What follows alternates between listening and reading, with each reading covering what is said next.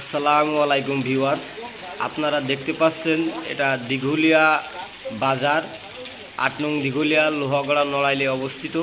এই দিঘুলিয়া বাজার ৩ থেকে ৪টা ইউনিয়নের কেন্দ্রবিন্দুতে ছিল, এখনও আছে এবং বর্তমান না, অনেক আগে থেকেই এই দিঘুলিয়া বাজারের আসলে যে অব্যবস্থাপনা ছিল তার কারণেই আজকে বাজারে এত দুর্ভোগ।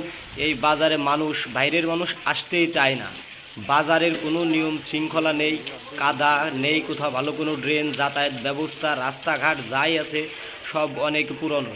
বিগত 15 বছরে স্বৈরা শাসকের সময় এই বাজারে অনেক বরাদ্দ, অনেক কিছুই এসেছে, কিন্তু আসলে বাস্তবে এই বাজার তার কিছুই পায়নি, সব উন্নয়ন থেকেই বঞ্চিত।